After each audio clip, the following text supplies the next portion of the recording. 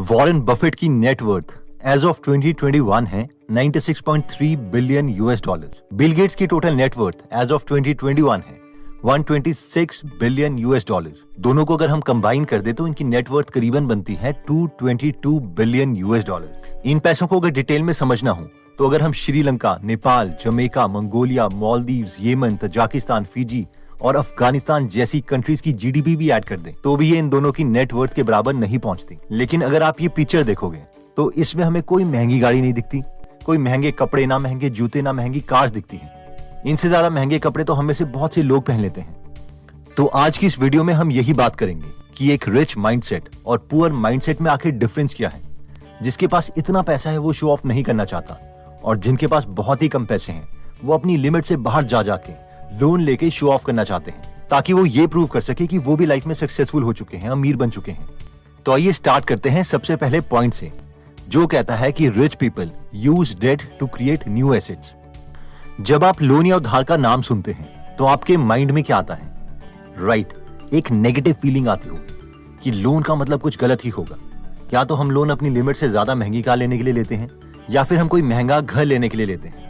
Even 30 साल तक के लिए हम होम लोन चुकाते भी हैं। अब क्योंकि एक पुअर माइंडसेट लोन लेता है दिखावे की चीजें लेने के लिए, लेकिन एक रिच माइंडसेट वाला इंसान डेट लेता है एक और एसेट क्रिएट करने के लिए, और डेट की वजह से उसे लेवरेज मिलती है जिससे वो बहुत जल्दी अमीर हो जाता है। आइए इसे एक एग्जांपल से समझते हैं। रिलायंस इंडस्ट्री लिमिटेड ने 31 मार्च 2020 को रिपोर्ट किया था कि उन पर 1,65,035 करोड़ का लोन है।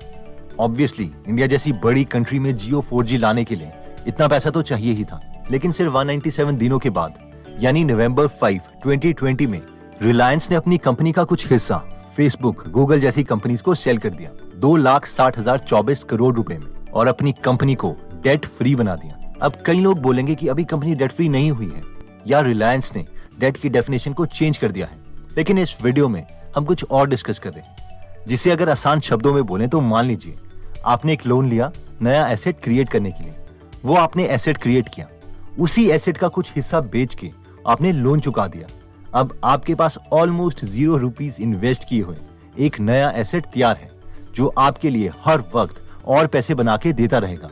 और अगर आप एक रिच माइंडसेट वाले इंसान हो तो अब जाके फाइनली आप इस एसेट से अपने लिए कूल गैजेट्स खरीद सकते हो, बॉलीवुड सेलिब्रिटीज को अपनी पार्टीज में इनवाइट कर सकते हो, and so on and so forth. I hope you got the point. Next point कहता है कि create asset and then asset from an asset. Robert Kiyosaki जब 12 साल के थे, उस वक्त वो अपने दोस्त माइक और अपने रिच डैड के साथ बीच में घूमने गए।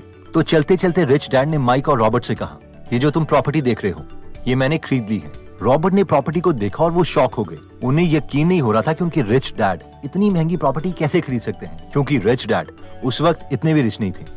रॉबर्ट बेशक 12 साल के थे, लेकिन उन्हें ये पता था कि बीच के पास वाली प्रॉपर्टीज बहुत महंगी होती है। और रॉबर्ट के रियल डैड जो कि PhD थे और गवर्नमेंट से हाई सैलरी ले रहे थे, वो भी इस प्रॉपर्टी को अफोर्ड नहीं कर सकते थे। जब रिच डैड ने देखा कि ये बात सुनकर रॉबर्ट कंफ्यूज हो रहे हैं, तो उन्होंने रॉबर्ट को कहा, एक्चुअली ये प्रॉपर्टी मेरी नहीं है बल्कि मेरी कंपनी ने खरीदी है। रॉबर्ट को बहुत सालों के बाद ये बात समझ आई कि क्यों रिच माइंडसेट वाले लोग एसेट से एसेट खरीदते रहते हैं। रॉबर्ट ने समझा कि जहां पर एक पुअर माइंडसेट वाला इंसान पैसे आने पर एक के बाद एक लायबिलिटी लेने लगता है। 30,000 की सैलरी के बावजूद एप्पल के गैजेट्स चाहिए, एयरपॉड चाहिए, लैपटॉप चाहिए, और ऑब्वियसली हाई ब्रांड कपड़े तो पहनने ही हैं। लेकिन रिच माइंडसेट वाला इंसान पहले तो बहुत मेहनत करके एक एसेट बनाता है जो बहुत कम मेहनत पर भी उसे कॉन्टिन्यूसली पैसे देते रहे। उसके बाद वो उन एसेट से जो पैसे आते हैं उससे दूसरा एसेट बनाता है, फिर 2 एसेट के पैसों से वो तीसरा एसेट बनाता है, एंड सो ऑन। और फिर ये कंपाउंडिंग का मैजिक चलने लगता है और ज्यादा पैसे से पैसा कमाना और आसान हो जाता है। आइए इसे रियल लाइफ के एग्जांपल से समझते हैं। फॉर एग्जांपल 1960s में धीरूभाई अंबानी और चंपक लाल दमानी ने एक कंपनी खोली थी जिसका नाम था रिलायंस कमर्शियल कॉर्पोरेशन, यानी एक एसेट क्रिएट किया गया।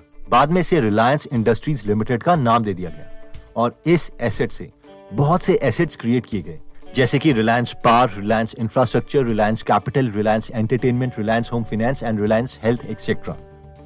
तो आई होप आप ये पॉइंट समझ गए होंगे। नेक्स्ट पॉइंट कहता है कि maximize expense and minimize income.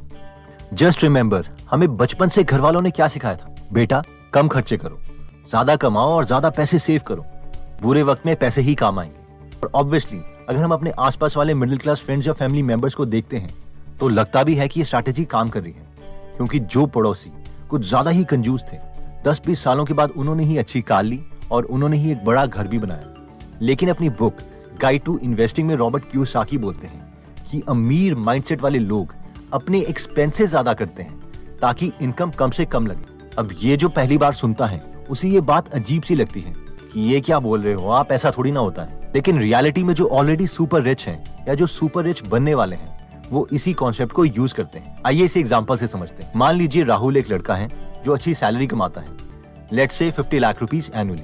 Rahul अगर इन्वेस्ट करना भी चाहता है तो भी उसके पास बहुत कम पैसे बचेंगे। पहले उसे टैक्स देना पड़ेगा, अब जितनी ज्यादा इनकम होगी उतना ज्यादा टैक्स भी होगा, और फिर सारे घर के एक्सपेंसेस के बाद कुछ पैसे बचेंगे। अब एक तो ये पैसे उतने ज्यादा नहीं होंगे, और साथ में अगर राहुल इन पैसों को सेव करता है तो उसके इंटरेस्ट में भी उसे टैक्स ही देना पड़ेगा। लेकिन अगर वहीं पर कोई बिजनेसमैन 50 लाख रुपीस कमाता है तो वो इन 50 लाख रुपए में से शुरू में ही अपने बिजनेस में पैसे इन्वेस्ट कर सकता है या फिर एक नया एसेट क्रिएट कर सकता है अपने बिजनेस को एक्सपैंड करके। इतना ही नहीं, वो अपने ज्यादातर पर्सनल एक्सपेंसेस को इस तरीके से अलाइन करता है ताकि उसके बिजनेस एक्सपेंसेस का गोल और पर्सनल गोल भी मीट हो जाए। जैसे कि घर में ऑफिस बना के उसे रेंट पे दे देना, बिजनेस ट्रिप के साथ साथ वेकेशन भी हो आना। इन शॉर्ट एक्सपेंसेस बिजनेस की इनकम से डिडक्ट होते रहेंगे और बाकी खुद की सैलरी। तो हुआ ये कि बिजनेसमैन ने सबसे पहले इन्वेस्टमेंट की, फिर एक्सपेंसेस किए और बाद में बची हुई इनकम से टैक्स दिया। लेकिन एक एम्प्लॉय ने सबसे पहले मेजर चंक टैक्स में ही दे दिया और फिर अपने एक्सपेंसेस किए और फाइनली अगर कुछ बचा तो उसे इन्वेस्ट किया। नेक्स्ट पॉइंट कहता है कि रिच माइंडसेट वाले लोग दे इन्वेस्ट इन लर्निंग। किसी भी सुपर रिच से पूछ लो कि वो फ्री टाइम में क्या करते हैं। I read a lot of technical stuff. I read non-fiction. They encourage you to read books. They encourage you to read books. I like biographies in general. Biographies, I think, are really, really interesting read. Robert Kiyosaki बोलते हैं कि एक बार एक लड़की उनका interview लेने आई और उसने रॉबर्ट से कहा कि मैं भी किसी दिन तुम्हारी तरह ऑथर बनना चाहूंगी। रॉबर्ट ने उस लड़की के आर्टिकल्स पहले पढ़े थे और रॉबर्ट को वो अच्छे लगे थे, इसलिए रॉबर्ट ने उस लड़की से कहा, तो तुम रुकी क्यों हो, तुम तो काफी अच्छा लिखती हो। तो उस पर उस लड़की ने कहा, पता नहीं, सब कहते हैं कि मेरा काम अच्छा है लेकिन कुछ होता ही नहीं। मेरे पास अब ये जॉब है, कम से कम इससे बिल्स तो मैं अपने पे कर सकती हूँ। रॉबर्ट ने उस लड़की से कहा कि ऐसा करो, मेरा एक फ्रेंड है सिंगापुर में, वो सेल्स की ट्रेनिंग देता है, उससे सेल्स का कोर्स करो और आपका करियर इंप्रूव हो जाएगा। ये सुनकर उस लड़की को बहुत गुस्सा आ गया। उसने कहा, मुझे नफरत है सेल्स के लोगों से, मैं एक प्रोफेशनल हूँ ना कि सेल्स गर्ल। और वो ये कहकर वहां से चली गई। इस पर रॉबर्ट कहते हैं कि हम एक बार स्कूल से एजुकेशन लेके अपनी लर्निंग ही रोक देते हैं। कई बार ऐसा होता है कि हम कोई ऐसी स्किल सीख सकते हैं जिससे हमारी बहुत जल्दी ग्रोथ हो जाए, लेकिन कई लोग इसे समझ ही नहीं पाते। बिल्कुल इस लड़की की तरह जो राइटर तो अच्छी थी लेकिन उसे लगा कि उसका काम बिना सेल्स की स्किल सीखे अपने आप ही बिक जाएगा। In short, continue your education, पूरी जिंदगी सीखते रहो। तो दोस्तों, इस वीडियो में हमने 4 कॉन्सेप्ट्स की बात करी, जिसमें सबसे पहला पॉइंट था कि use debt to create new asset. इस पॉइंट में हमने जियो का एग्जांपल देखा था कि कैसे पहले लोन लेके एक मेगा बिजनेस स्टार्ट किया गया और बाद में उसी बिजनेस का कुछ हिस्सा देके लोन चुका दिया गया। This is actually a rich mindset. Next point में हमने देखा था कि create asset and then create asset from an asset. Warren Buffett कहते हैं, if you don't find a way to make money while you sleep, you will work until you die. In short, अगर हम कोई ऐसा asset नहीं create कर पाते जो हमें पैसे कमा के देता रहे, तो हमें पूरी जिंदगी काम करते रहना पड़ेगा। रिच माइंडसेट वाले लोग ये बात जानते हैं, इसलिए वो भी लायबिलिटी लेने से पहले एसेट बनाते हैं। लेकिन वो यहाँ पर भी नहीं रुकते, वो एसेट से एसेट्स बनाते रहते हैं। इसमें हमने रिलायंस का एग्जाम्पल देखा था कि कैसे आज रिलायंस एक बिजनेस एम्पायर है, जिसके under Reliance power, Reliance infrastructure, Reliance capital, Reliance entertainment, Reliance home finance and Reliance health भी है। नेक्स्ट पॉइंट में हमने बात करी थी कि मैक्सिमाइज एक्सपेंस, मिनिमाइज इनकम। इस पॉइंट में हमने देखा था कि जहां पर एक एम्प्लॉय पहले टैक्सेस देता है, फिर एक्सपेंसेस करता है और फिर सेव या इन्वेस्ट करता है, लेकिन एक बिजनेसमैन सबसे पहले अपने बिजनेस में इन्वेस्ट करता है, फिर एक्सपेंसेस देता है और लास्ट में बहुत कम अमाउंट का टैक्स देता है। और यही रीजन है कि बिजनेसमैन अपने एक्सपेंसेस को मैक्सिमाइज करके अपनी इनकम को मिनिमम दिखाना चाहता है ताकि उसे कम से कम टैक्स देना पड़े। नेक्स्ट पॉइंट आता है invest in learning. Warren Buffett कहते हैं कि the best investment you can make is in your mind.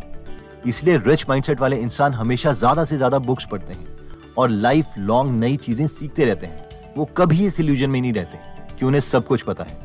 तो दोस्तों, अगर आप भी इस रिच माइंडसेट के 4th पॉइंट को एक्सेप्ट करते हैं कि हमें भी कुछ ना कुछ पढ़ते रहना चाहिए और अपने माइंड में इन्वेस्ट करना चाहिए, तो आप गीगल ऐप डाउनलोड कर सकते हैं, जहां पर 140 से ज्यादा नॉन फिक्शनल आइडिया से भरी बुक समरीज हिंदी और इंग्लिश में अवेलेबल है। इन बुक समरीज को आप पढ़ भी सकते हैं और सुन भी सकते हैं। तो अगर आप खुद की लर्निंग में इन्वेस्ट करना चाहते हैं तो इस एप्लीकेशन को एक बार जरूर ट्राई कीजिए। इस एप्लीकेशन का लिंक हम डिस्क्रिप्शन में दे देंगे। दोस्तों, अगर आपको लगता है कि आपके किसी फ्रेंड या फैमिली मेंबर की ये वीडियो काम आ सकती है, तो आप ये वीडियो उनके साथ जरूर शेयर करें। एनीवेज, अगर आप ऐसी नॉलेजेबल वीडियोस मिस नहीं करना चाहते तो सब्सक्राइब करने के बाद बेल का बटन दबाना मत भूलिएगा। आप कमेंट करके ये भी बता सकते हैं कि आप नेक्स्ट वीडियो किस टॉपिक पर चाहते हैं। जल्दी हम आपसे दोबारा मिलेंगे। जय हिंद।